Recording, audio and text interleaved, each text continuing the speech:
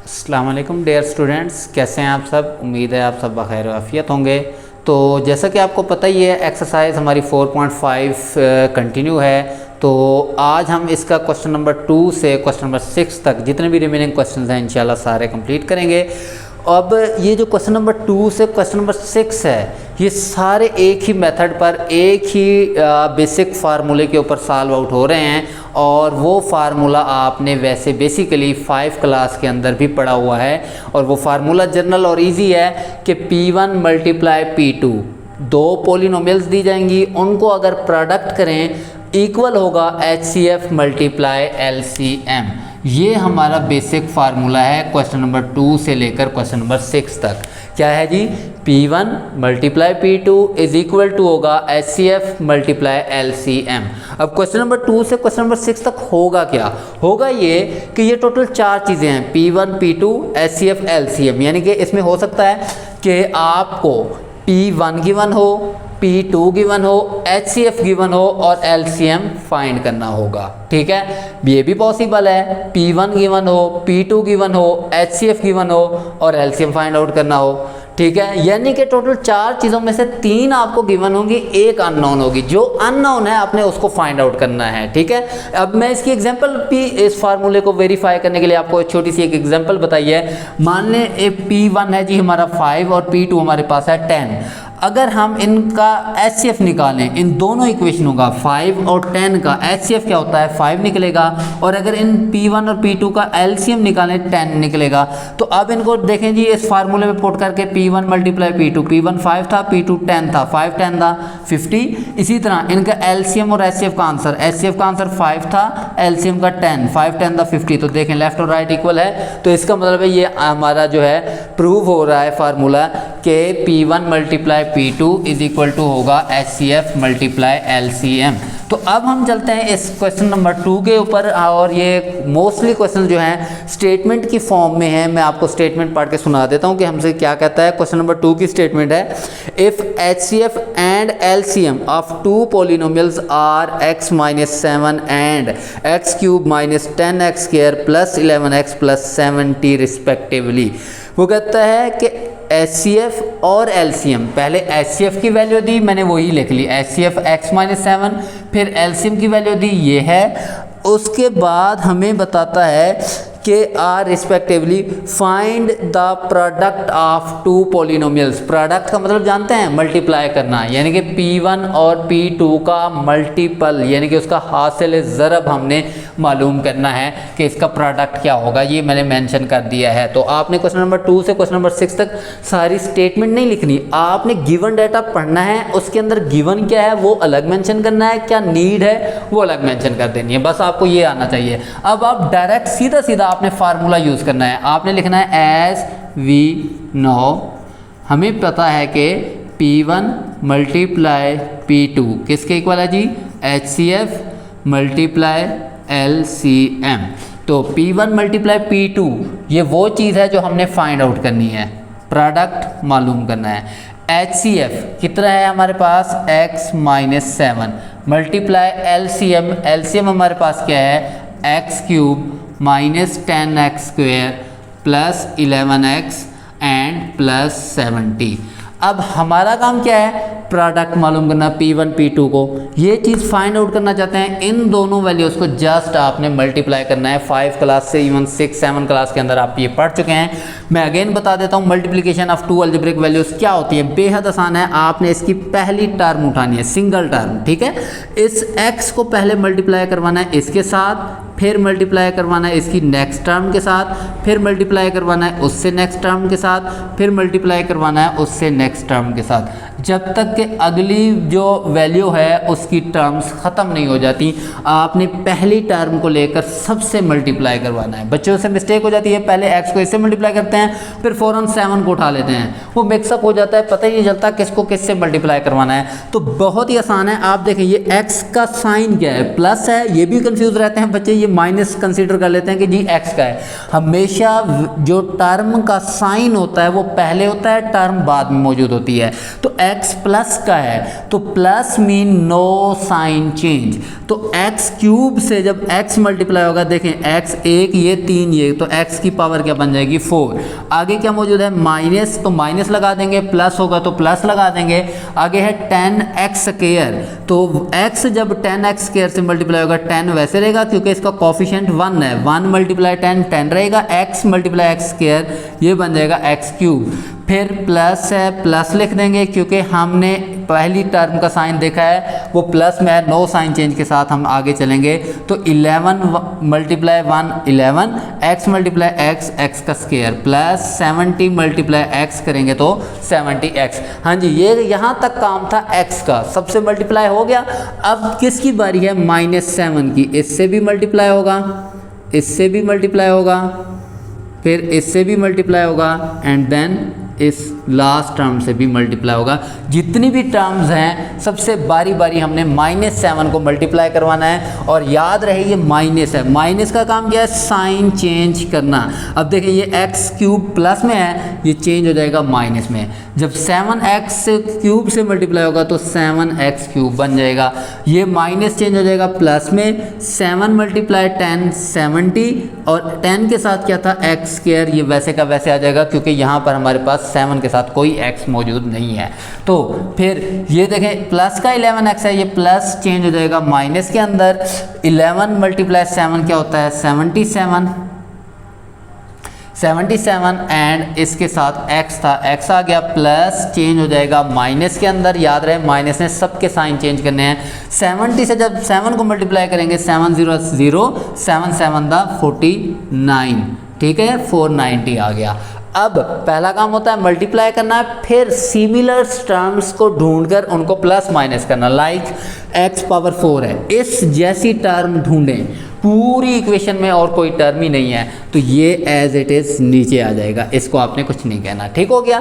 फिर उसके बाद पावर 3 की बात कर लेते हैं। एक यहाँ पर मौजूद है और एक यहाँ पर मौजूद है, आगे और कोई नहीं है। तो हमने क्या करना है जी, हमने इनके कोफिशिएंट्स को चेक करना है। -10 -7, तो माइनस माइनस प्लस होता है, 10 में 7 प्लस करेंगे 17, साइन लगाएंगे हम बड़ी वैल्यू का तो 17x क्यूब, ये हो गया सेकेंड टर्म का आंसर। फिर प्लस का 11x स्क्वायर, ये x स्क्वायर वाली टर्म और ये भी x स्क्वायर वाली टर्म, तो प्लस का 11 प्लस 70 तो प्लस का 81x स्क्वायर बन जाएगा। फिर प्लस 70x माइनस 77x, 70 में से 77 निकालेंगे तो माइनस का 7x बचेगा।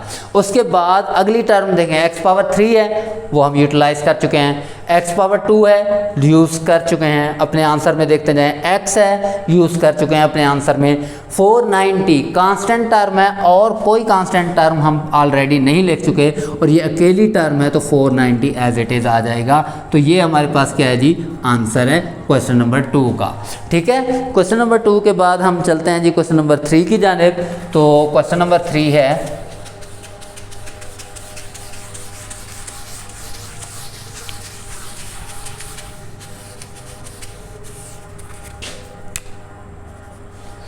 जी क्वेश्चन नंबर 3, पहले इसकी स्टेटमेंट पढ़ लेते हैं। क्वेश्चन नंबर 3 की स्टेटमेंट है प्रोडक्ट ऑफ 2 पॉलिनोमियल। अब देखिए पिछले क्वेश्चन में प्रोडक्ट ऑफ 2 पॉलिनोमियल फाइंड करना था, हमने मालूम करना था, जबकि इसमें प्रोडक्ट गिवन कर रहा है। क्वेश्चन नंबर 3 में 2 पॉलिनोमियल का प्रोडक्ट है जी x पावर 4 प्लस, वो आपको मैं यहाँ लिख दूंगा, प्रोडक्ट दिया गया है, और and their HCF is x minus 2, HCF भी दिया गया है। क्या फाइंड करना है, LCM फाइंड करना है। तो चलें जी पहले प्रोडक्ट को लिखते हैं जो हमें गिवन है। प्रोडक्ट क्या होता है जी, P1 मल्टीप्लाई P2, इसको हम प्रोडक्ट का नाम दे रहे हैं, ठीक है। 2 पॉलिनोमियल्स का प्रोडक्ट होता है बेसिकली, और वो क्या है जी, x power 4 plus 3x cube minus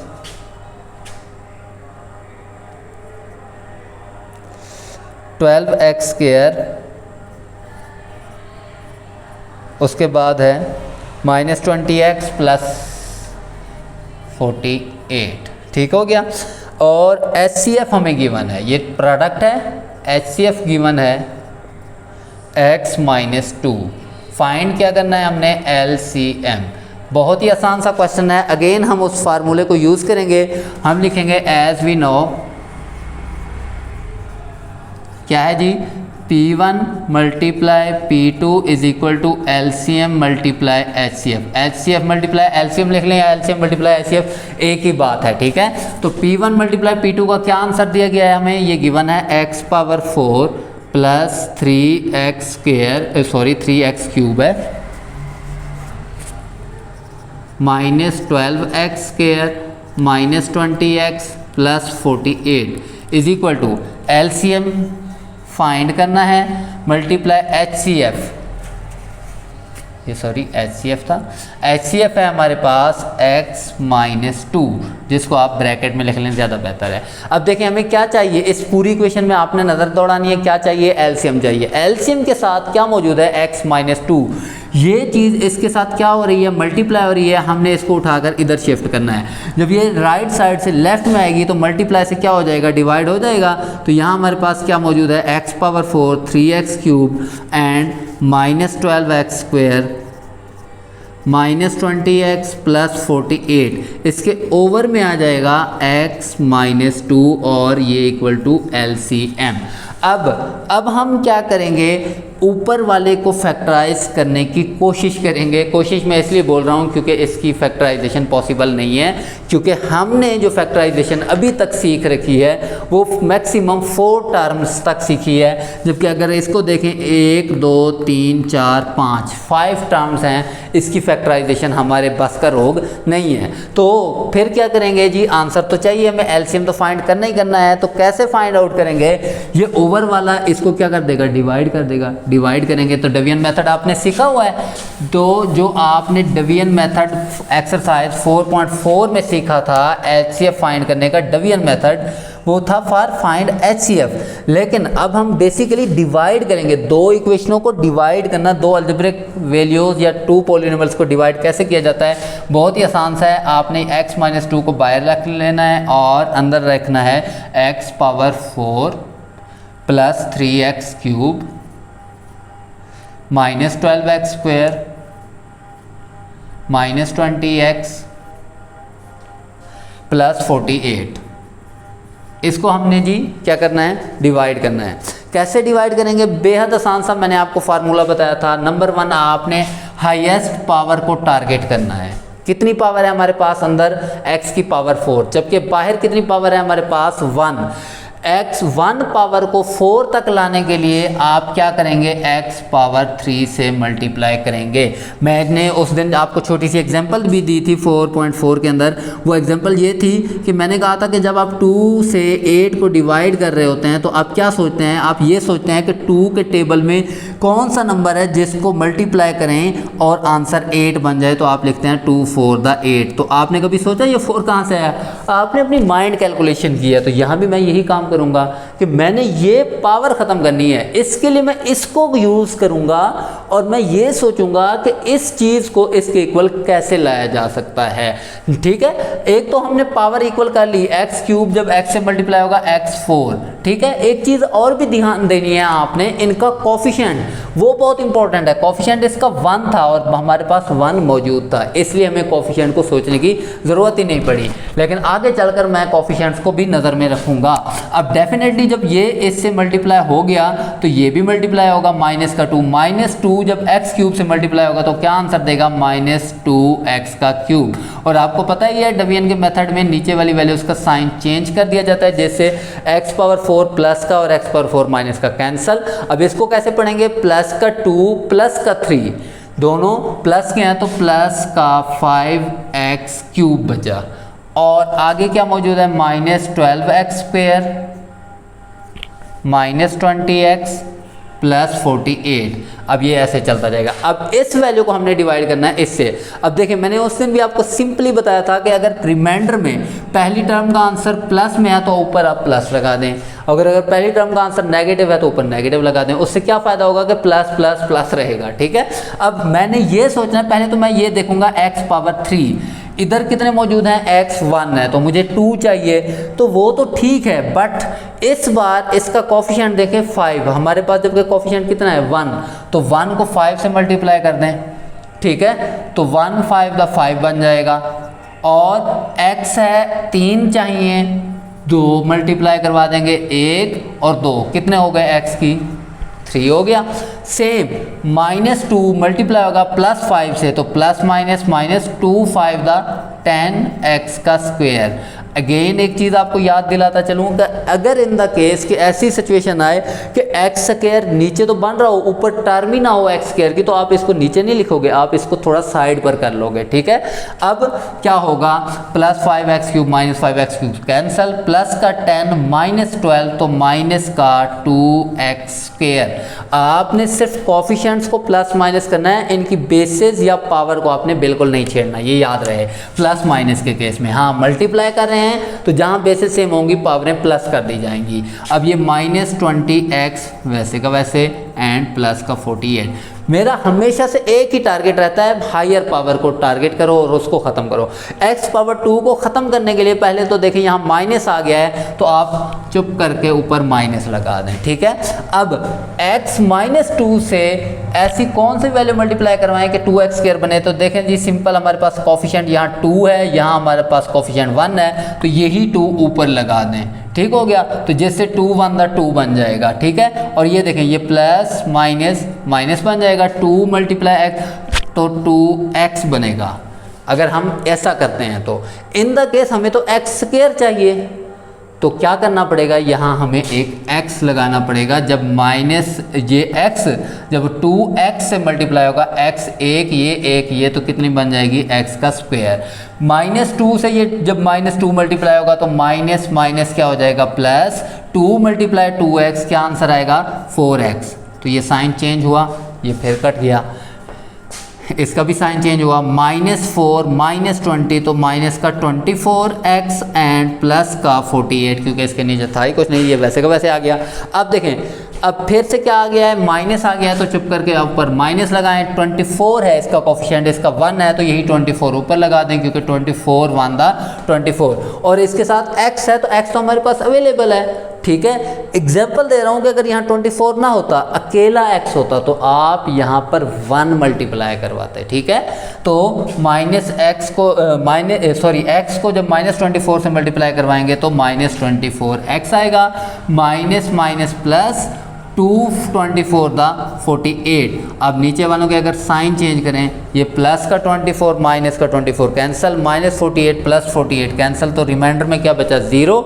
अब पिछली एक्सरसाइज में हम फाइंड कर रहे होते थे HCF, तो HCF में जो उसको डिवाइड कंप्लीटली कर देता था वो HCF कहलाता था। याद रहे, आप HCF नहीं फाइंड कर रहे, अब आप इसको डिवाइड कर रहे थे और ये इसका आंसर है, तो यही आंसर हमने लिखना है और वो क्या कहलाएगा, हमारा LCM कहलाएगा। तो LCM का आंसर क्या आया जी, LCM का आंसर आया जी x³ + 5x² और -2x -24। तो ये हमारा क्वेश्चन नंबर 3 का आंसर है। तो सेम क्वेश्चन नंबर 4 भी इसी तरह हमने सॉल्व आउट करना है। तो चलते हैं हम क्वेश्चन नंबर 4 की जानिब और उसको सॉल्व करने की कोशिश करते हैं कि देखते हैं कि उसका क्या सलूशन निकलता है।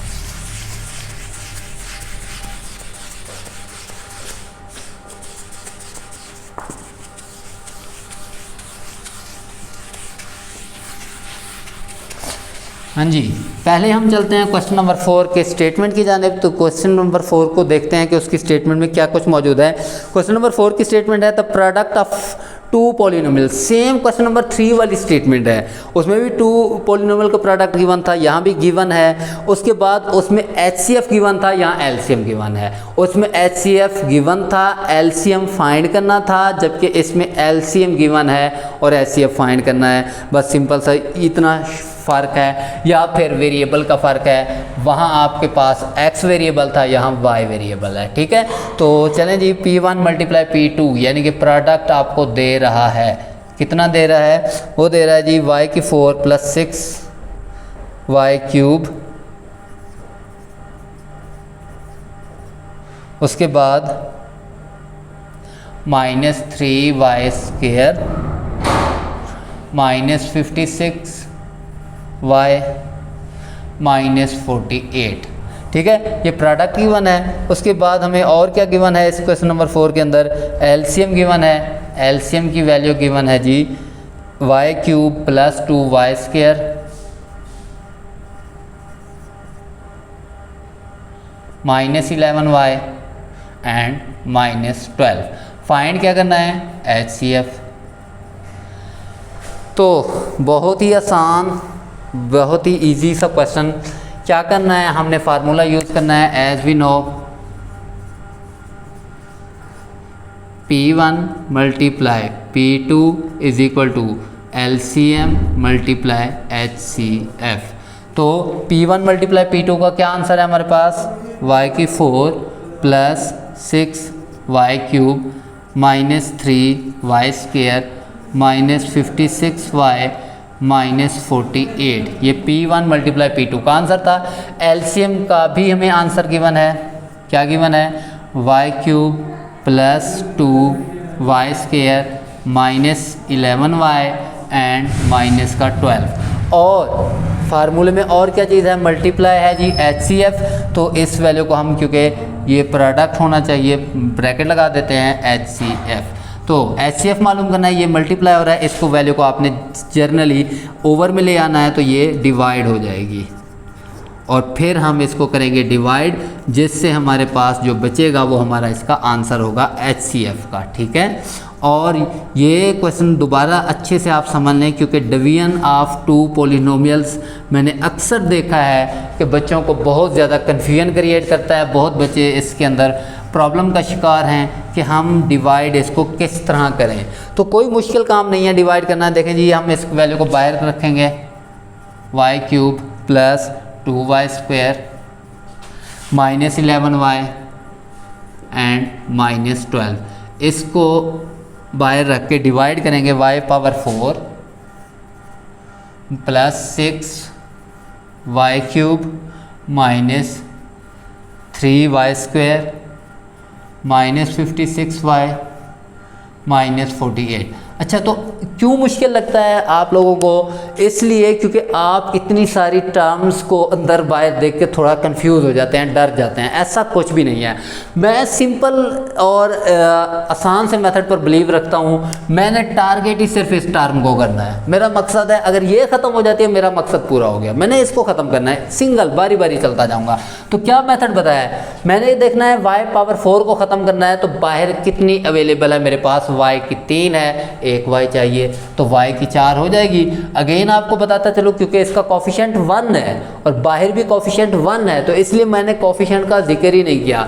तो y3 जब y से मल्टीप्लाई होगा तो y की 4। अब बस थोड़ी लंबी हो जाती है डिवीजन इस केस के अंदर, कि जब हम 8 और 2 की डिवीजन करते हैं तो यहाँ सिंगल डिजिट होता है 2। फॉर एग्जाम्पल यहाँ 1 होता और यहाँ कुछ वैल्यू बढ़ जाती तो 21, यानी कि 2 को भी 4 से मल्टीप्लाई करना पड़ता, 1 को भी तो मल्टीप्लाई करना पड़ता ना। तो सेम यही केस है कि जब आपने इस टर्म को इससे मल्टीप्लाई किया तो इस टर्म को भी, इसको भी, इसको भी, सबसे मल्टीप्लाई करके यहाँ लिखते जाना है। और अगला स्टेप वैसे भी माइनस करने का होता है। तो देखें जी, 2 प्लस का है, प्लस रहेगा, 2y स्क्वायर जब y से मल्टीप्लाई होगा तो 2y का क्यूब, माइनस 11y जब y से मल्टीप्लाई होगा तो 11y का स्क्वायर, माइनस 12 जब y से मल्टीप्लाई होगा तो माइनस 12y।